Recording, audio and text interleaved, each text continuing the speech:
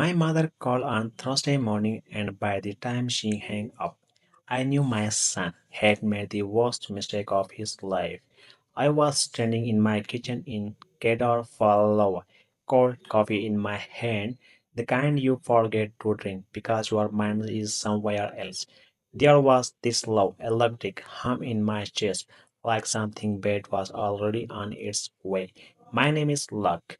People around here call me a fixer, not for pipes or wires, for situation messy ones, the kind no one wants to touch. Welcome back to Dark Wire. Grab your snack. The people in this story had every chance to behave themselves.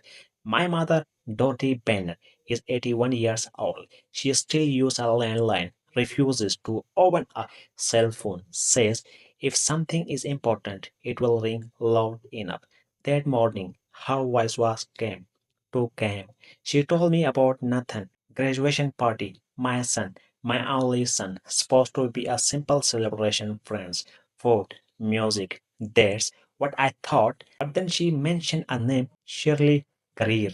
Said Shirley accidentally let something slip about a man, a lawyer standing near the back of the house, holding the leather folder, watching everything, not talking, just watching. That's when the hum in my chest turned into something sharper. This had nothing to do with the party, I said. There was a pause on the line. I could hear the pen taking off her wall clock. Then she said very quietly, like, how do you think I knew to call you on a Thursday morning? 7 days of nothing but a single text with a parrot at the end, not an exclamation point, a parrot, the punctuation of men who had been coached.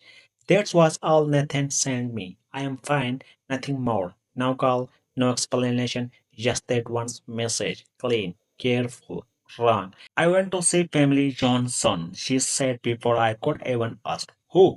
My state attorney. She reached into a small drawer and pulled out a business card, neat, untouched. I have had this for 2 years, she said. I keep everything locked. Of course, she did. That's when she told me. Christian and Oliver had hired a lawyer, Daniel Pute, from West Des Moines. They were not planning a party, they were building a case, a legal challenge to declare Dorothy mentally incomplete. At 1 years old, had and her own family was trying to take control of everything she had. I felt the anger rise hard and fast, but I pushed it down because this was not something you win by yelling. Thursday evening, they sat at my kitchen table. Christian looked tired, hello, like he had not slept in days. Oliver was the opposite, came prices every word minor before it left her mouth.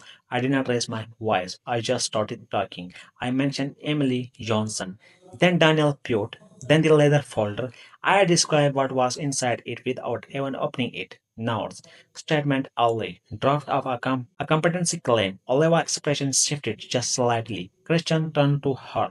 What is he talking about? Silence. And in that moment I knew he had not known, not all of it.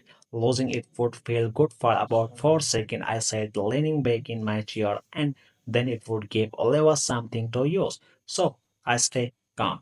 And that scared her more than anything. If you have made it this far, do ask one quick favor, subscribe, it costs you nothing and means everything. Sunday post roast. That's how my mother chose to detonate a bomb. Our post roast, dinner rolls, and sweet tea. She had ironed the tablecloth. That's how I knew it was our are about to be. Everyone was there. Christian, Oliver, me, and then Nathan walked in, confused, smiling at first. He did not know he was part of the plan, not yet. My mother stood slowly, like this was just another family dinner. She handed Nathan an envelope. Open it, she said. Inside was a check, his name on it, an account already set up, funds already transferred, locked tied by a lawyer, untouchable. Nathan looked up. What is this? Yours, she said simply.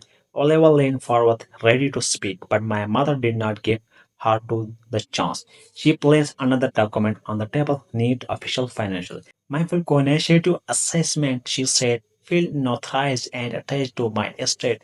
Silence. Pause with a remarkable clarity of any age, let alone 81. That was it. The whole case did before it could even breathe. Nathan looked at her, then at his father, then at Oliva. You use my graduation, he said quietly. No one answered. You use my graduation, he repeated. Not a louder, just heaven. Oliver had nothing left to say. Christian could not even look at his son. I stayed in the kitchen. I stayed in the kitchen washing dishes, letting the truth settle where it needed to. Later, I saw Nathan and my mother talking. No lies, no games, just clear.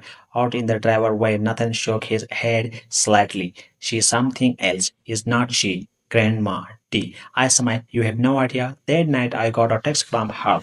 The rules came out well. That was it. And standing there, phone in my hand, realized something simple. They had not seen what I had spent 60 years watching. They had not seen her. Hit that like button and subscribe for more real, raw, and family centered stories.